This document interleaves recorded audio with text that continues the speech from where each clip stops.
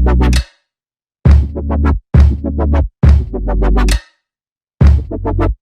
Kwara. I'm from Kwara Central. Can you convince me more on restructuring? What restructuring is? Okay, restructuring, to the best of my knowledge, is talking about the distribution of powers and resources of the country. There has been great clamor for restructuring in the past couple of years, and though the concerns are genuine, I think the priorities are misplaced. We can't go back to the regional system of government because what worked for us in the past cannot work for us today. The geographical nature of Nigeria has changed over the years, and demographic features have also changed. And the citizens of today are different from the citizens of the past. We are more enlightened and we are more educated, and those laws that worked well in the past might not work well today. So I believe, while I believe that it's good to review our constitution, I think reverting to the regional system of government is not encouraged. And our party, the Progressives Alliance of Nigeria, PAN, we have the desire to maintain the existing federal system of government. However, we plan to put in place checks and balances to control the excesses of state government, as well as empower them to exploit their resources to the best of their ability, with partnership with the federal government. We don't believe that the federal government should take care of everything, neither do we believe that the state government should take care of everything. It should be a mutual partnership whereby state governments and the federal government come together to invest so that it's going to, at the end of the day, we are going to have something like a profit sharing instead of federal allocation. When we are sharing profit, it motivates the state government to tap into the resources that are available in the state. Nigeria is so blessed with numerous resources, both human and natural resources. And the federal allocation makes most states lazy, to be honest. And I think by the time that we see this as a business or as an economic point of view, and we actually see this as an investment, where the federal government invests on developing the resources of the states, this way the states will be motivated to bring up tangible projects.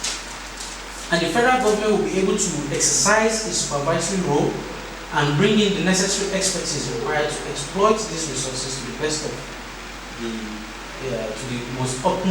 derive the utmost benefit of these resources. Thank you. You're an ICT person, right? I have ICT skills, but okay, you read geography. I read geography and environmental management. Good. Well, yesterday I was convinced by your presentation. Thank you very much. I must confess to you. Thank you very much, sir.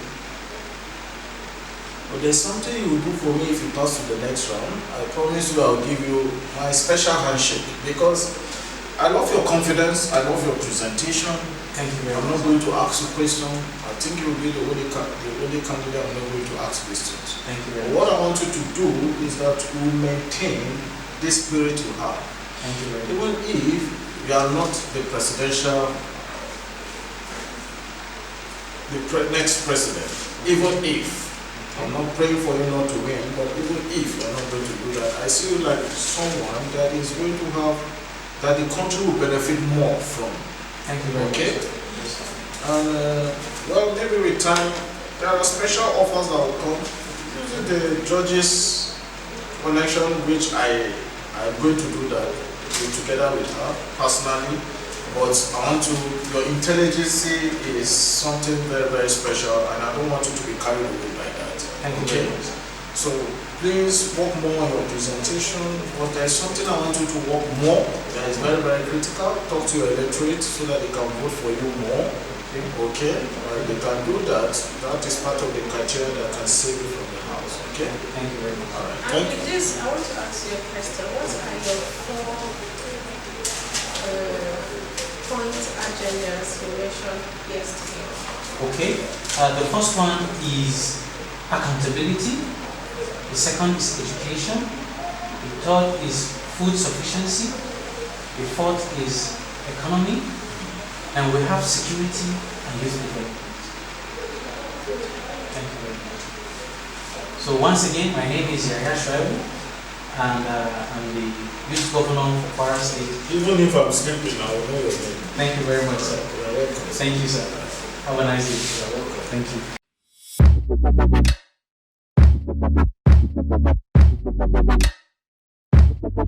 My name is Travis Shu, Executive Youth Governor from Lagos State. I'm aspiring for the Office of the President in the West Presidential Nigeria. So, from my understanding, restructuring means how you can be able to channel your powers towards the political terrain. In doing that, if I should restructure my cover, like my government, in the center of the education, one, I will be in the central, having power to the north center, east central, and the northwest, and the south. So in doing that, I will make sure that my cabinet, like my government, is in the central. I sanction the power to the governors that will be able to work towards the local government, how they can be able to get to the grassroots in making everything possible to the normal masses. And in gender balancing, if I'm made the president, as the president of Nigeria, as I'm a female, in having my gender balancing, I will not be giving like 100% power to the male. I will make sure that in doing that, if I'm given a position, the female should be able to have a tangible position that they can be able to participate in. Like if I'm giving the male the Minister of Foreign Affairs, I can give the female the Minister of Petroleum, so that we can have equality in running the Nigerian resources. And in education, I will make sure that in the educational system, the system that's supposed to be running the education, and we, the government, the power that we're supposed to give to the educational system, the funding, and all the necessary support that we're supposed to give to them are given back to them, and so that the educational system will run smooth and fine. That is all I have to say. Okay. You have any question? Okay, Your Excellency Ramachu, right?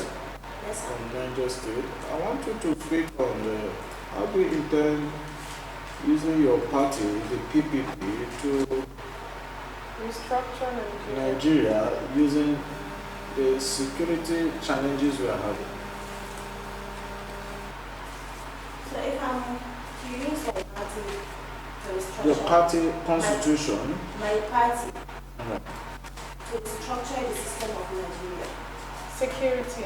to restructure the security system of the country, I will make sure, as the central body, I have channels that will work in partnership with the security system toward attaining the security challenges the country is facing. So what is your party constitution referring to the insecurity in Nigeria? Well, in my constitution, I will make sure that we have zero. My party constitution. In my party constitution, I will make sure that we have zero tolerance to crime and criminality. What if your ideology does not suit the party constitution? How do you intend to do that? So I will work in body with the party body to see that we attain and achieve that goal. All right, thank you, Her Excellency Hajia Ramashiru. Your proposal yesterday was very, very good and encouraging, and also today. But what I want to advise you a little bit is to talk to your electorate to see how they can vote for you very, very well. Because this is part of the criteria the judges will use in able to keep you in the house or to evict. You understand? And on that, sir, Yeah. my electorate have been trying to see how we can do, but it seems like they have a problem with Okay, we will discuss with the organizers and see how we can also work on that. Okay? Thank you very much. I want you to keep this spirit. I want you to keep this confidence. I want you to keep this composure. And it is my desire that the female, hopefully you from Niger State, is going to win this election. Okay? Thank you. You're welcome.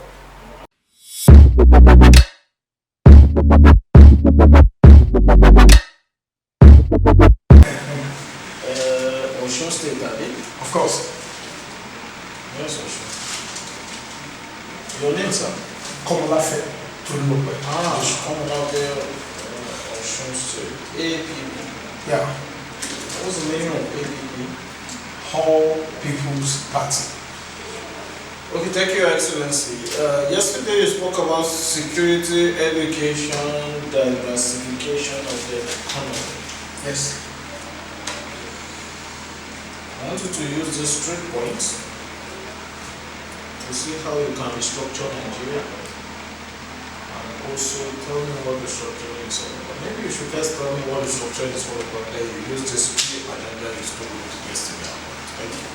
Okay. In 5 minutes. If you pass the same 5 minutes, we are going to disqualify you. Thank you. Okay, thank you very much. First of all, restructuring has to do with is a term that concerns in the political context. It means this devolving power into the regional system. You know, basically, it has to do with not allowing the power to be at the center, whereby regional governments will take place. It gives room for people within the regions to develop at their own pace. But just like we had in Nigeria before the 1966 attack, where Abu took over the government.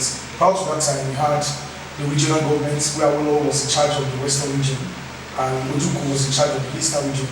So, in a nutshell, I want to talk about restructuring. It has to do with power being shifted, power being moved to the regional part of the government, and whereby we give back to the federal government. It makes sure and gives room for development within this region. So how do your party, the APP, keep constitution in time working with the federal constitution, that's the presidency, the Nigerian constitution? How do you intend working together with your party constitution to see how you can achieve restructuring in Nigeria? Because it's so much believed that you believe in restructuring, right? Of course, something everyone should subscribe to. Okay, so please tell me. Okay, basically, from my party's point of view, the name of my party is All People's Party. It's a party that has to do with everybody, regardless of who you are, regardless of the class, the status in the society.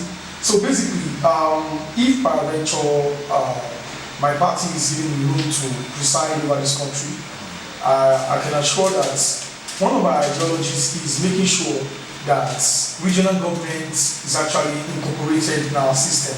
So how do I want to do that in context of yesterday's points I made as regards security, diversification of the economy, and education? You would recollect that I spoke about some states that have natural resources. And the beauty of this thing is that the way God has designed this country has given this country the room to actually have one resources or the other. For the southern region, there's no place you go to in the southern region, and not specifically now southwest or southeast. So we have natural resources there, just like we have oil in the southern part of the country. We have fertile land whereby you can grow. Like now, for example, in those days, during the regional system of government, the Yorubas, the southern part of the country, they have the cocoa. That's why we have the cocoa house in Ibadan. And due to the development of extracting oil, we neglected that. So if my party is given the room to preside over this country, I can assure you that we would make sure that we go back to that system that we operated before. Although things were not really rosy during those times, but not as bad as we are right now, in the context of rapid development. It was this same cocoa house, this same cocoa radar, that was used to build some universities that we have currently in the country, in the southern parts. The northerns have they have cotton, the easterners have palm tree and their likes. So, not to bore you with unnecessary rhetoric, my party has the mindset of having a regional system of government by making sure that in terms of security, just like we've had in time past, we have the federal police, just like we have the regional police. So these are systems we will have to bring back, whereby when there is insecurity, when there's unrest, you don't need to wait for the order of the president, just like if I emerge as president, before you take charge of your state. You have the access to the police, so you can make sure, give orders to the police directly, and the police in your region will take charge, even before the president even come on board. So that has to do with security. Now, talking about education,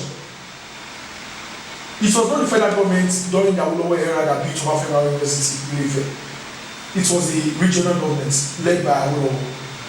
So that's to tell you that regional government has worked, and if it has worked, it can work. So if peradventure I emerge as a president,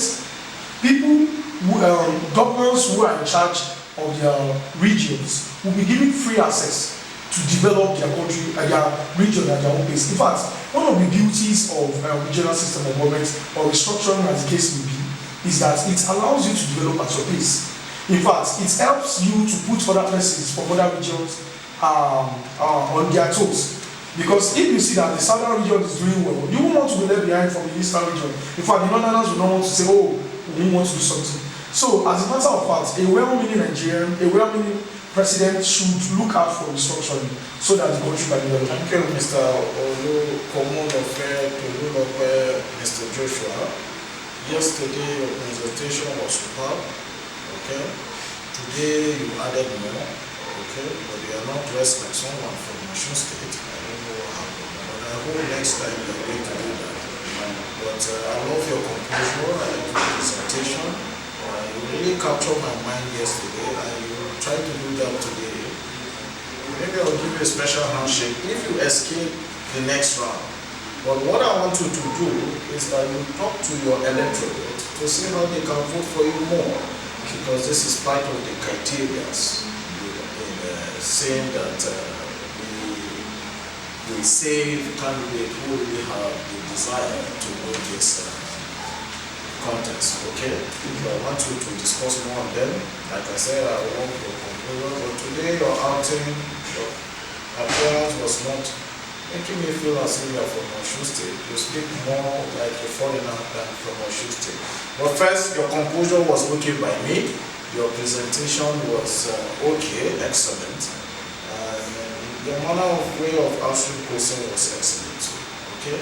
So what I want you to know more on your electorate, and I hope to see you in an Osun State attire next time. That's fine. All right. Thank you very much. Am I supposed to go for leadership? Not now. Okay, thank you. If you will succeed in the next round. Okay, Thank you, sir. Yeah. I appreciate it. Yeah.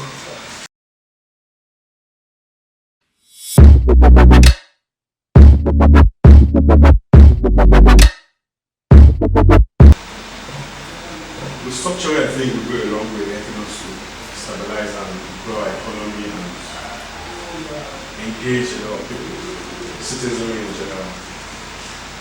The federal system, it's kind of bureaucratic to me because one central system controlling the units is affecting how well and how efficient sharing the economy is. I think if individual states are allowed to control their resources, but as far as I'm concerned, every state has something to give. And if states are allowed to compete among themselves in a healthy way, something called healthy competition, it helps everybody develop. Because guess what? Just like what is happening right now in Edo and Port Harcourt and Benin, when UK asks anything that has to do with Constitution Council in Port Harcourt, they all move to Edo State. And Edo State now is fighting it. Now, let's have a look at the flip side. Like I said, for everything, the flip side. If we have Port Harcourt growing in the economy, and the environment is friendly, and it's investment friendly also. A lot of people will invest in. And what happens? You realize that majority of the citizens from other neighboring states move into Port Harcourt and try to invest there and build their life. Other states will feel challenged and they'll up their game. Just like what is happening right now in Nigeria. The central Abuja seems to be more advanced technologically, amenities and otherwise. And everybody is leaving their states to come to Abuja, and Abuja is getting choked. Back in time, the original speculation for the number of people that will reside in Abuja has tripled to the original plan. Why? Because the states, the rural areas are left behind. When the situation where these rural areas are allowed to develop by themselves and not being spoon-fed by the central, they also meet up with the standard. If you look at other advanced countries that are passing democracy and they're doing well, it's because they're practicing this unitary system as against what we're doing here. So there are a lot of benefits when we go into restructuring, because it's also help us curb the issue of minority tribes and all that. Because as far as Nigeria is concerned, when you speak about majority tribes, people just two major tribes, you're very good, Hausa, Gibbs, Kanuri, Fulani, and all that part. But if we restructure, we allow states to run their affairs, a lot of people will carry along. We won't have issues of state government shouldn't be going into the funds of the local government and local government fighting back and all that. I think different kind of structure is very wrong. Okay, Your Excellency, Mr. Deji, there's something you spoke yesterday that interests me. Okay? You spoke about the oil sector. Yeah. Okay? And if you check out what the NNPC has been doing, is that formerly they belong to the federal government, but now it's now a liability company, cooperative. Okay? Yeah. So, but I don't know, under your leadership, okay, I want you to see how you intend restructuring the oil sector now that it's being under the limited liability company. And also, how do you intend restructuring the educational sector, because these are part of the topmost priority and critical things we are facing in Nigeria. Okay, let me start with the educational sector. Thank you. I think if we look very well at the Nigerian system or the federal parastatals, there are some sectors that should be given to the private sector, which I buy the idea of like the telecommunication sector, for example. You can see what it has become against when we had NITEL. And even when NITEL tries to become eminent and all that, they couldn't move, because the thing about government agencies is when they are allowed to run direct service to the end users, it's not properly managed, just like we had NEPA also. Now, what they have done with the telecommunication sector is they give NCC the power to now supervise, regulate, and make legislation that bylaws that help to stabilize this organization. The same method can be applied in the oil sector as it is. There should be a body that will manage whatever NNPC is doing, so they will not overshoot or undershoot what they are supposed to be doing. In the same vein, the educational sector, the government have a lot of federal universities, federal government colleges, and primary schools that their hands are into. And just the way in 1999, Obasanjo managed also the state-owned properties, like back in 1980s, 1990s when I was growing up, I realized they had houses. They had a lot of properties that civil servants were staying. By the time they handed it over to individuals, they just managed it and it's working out well. In the same way, the education sector is looked into, because when the government has recurrent costs, like salary, there's already a lot of pressure on the economy, and maintenance, they have recurrent costs. It begins to ease deep. I think over 40% of what the government is paying their money on is on recurrent costs. Like paying salaries, maintaining schools and all that. If they completely leave it to the private sector and try to regulate it, it helps to stabilize things. They have less cost to make and have more output. I was saying something about overhauling the curriculum and all of that. If you look at it very well, critically, most of the private schools are advanced when it comes to their cost of study, and they're going into other things compared to the federal government colleges or universities.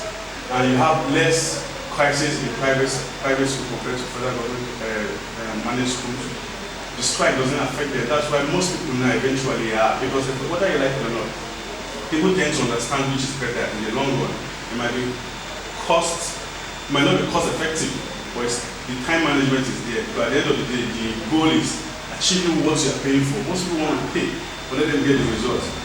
Taking your children to federal schools, government managed schools, and you're not sure of 4 years or 5 years of time for them to manage that, it affects their decision.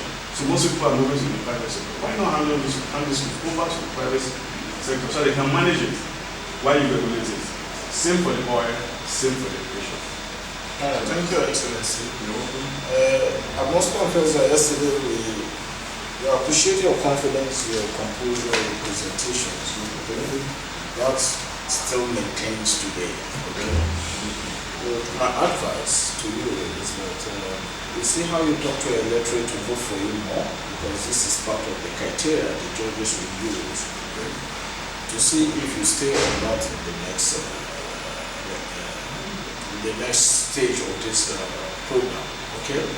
So I appreciate your confidence. Like I said, we appreciate your composure, and we wish you all the best in the next stage. Thank you very much. much. You're welcome. So that will be all. Yes. Thank you. Bye-bye.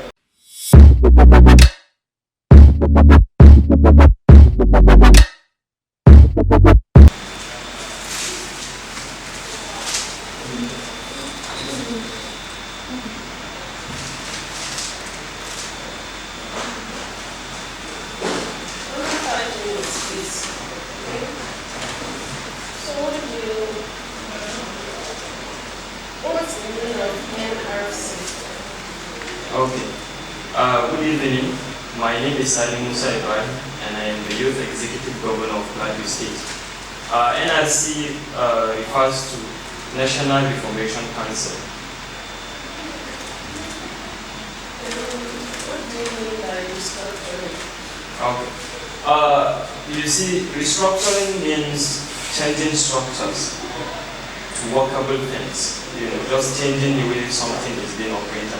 And in the political terrain, we can refer it to as changing some political happenings into other ones due to some reasons. The whole essence of structuring is any political structure that is not serving needs, that it is not serving people, deserves to be restructured. And I think we are having this conversation now because the whole political terrain that we have in Nigeria really is moving on some flows and needs to be restructured.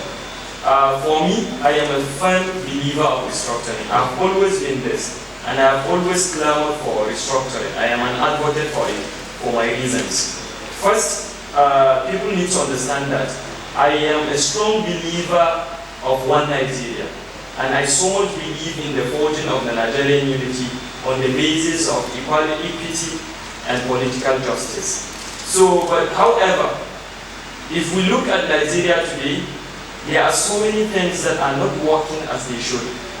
In 1954 to 1966, when Nigeria was operating the regional system of government, Nigeria functioned better. We were more united than what we have now. We have 36 states. I can remember Yakubu created 12 states, all on the basis of creating unity and enabling people to have sense of belonging. But we don't have that. You can imagine now we have 36 states and we are more united. So that means that the creation of more states has not done more good in terms of unity to us. And if I happen to become the president, I will surely restructure Nigeria. But how do I go about that? First is that I will meet the National Assembly and come to broad agreements that we need a constitutional amendment. Because our constitutional amendment, constitution that was made in 1999 really needs to be amended. There are so many things that are not clearly stated, and most of them are not even in practice on. So we need to amend our constitution, and then I will select some 7 people and form a committee, a presidential committee on constitutional reform and restructuring, so that they can be able to come up with a model that we want that can enable us to have a feasible restructuring process. And why should we do this? You see, states like in Nigeria now, I can say that we have many states just as glorified local government as I'm referring.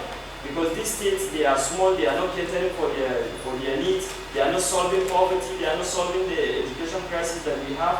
They are depending on the states, on the Abuja to give them. And for me, I just think that they are serving as, job hubs for politicians such as the governor, the commissioner. They are not really catering for the poor. This is why we need the restructuring. And how do we achieve that? We are going back to the regional system. We are going to divide. Tango there is a template that is already here. We are going to the 6 geopolitical zones of Nigeria. We are going to go by that template, ensure that all governors become mayors or appointed province leaders, and then we are going to have a regional governor who is going to oversee everything in the region. And everything, regions will be taken. And then on every resource that is being explored in that regions, 40% of that will be remitted, of their earnings will be remitted to the federal government. Of course, this will make the federal government, it will make the center a bit lower, but then it will never make it big, because there are still some sovereign efforts and sovereign responsibility that will still be controlled by this center, which include the central bank, the armed forces, and a lot of our security architecture. So the center will go to oversee on that. So for me, I think we really need it. This is the actual time that we need that. If we really want Nigeria to work for everyone, we have to go back to that system. And the reason why we don't have it is because the political will is not there. Because some people are really getting more advantages with this present system that we have. So I will bring my solutions here. Thank you.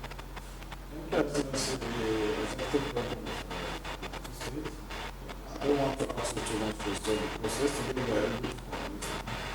And today I love your confidence, your composure, which you have done yesterday, okay? So what I want to advise you is to speak to your electorate more so that you can see how they can vote for you. And it's our desire as the voters to see that we are going to move to the next stage, okay? I want you to maintain this spirit and I wish you all the best. Thank you so much. You're welcome. Thank you so much. Tomorrow promises to be a day full of mind and thought-provoking presentations. Till I come your way again next time, I remain Jessica Chidimai.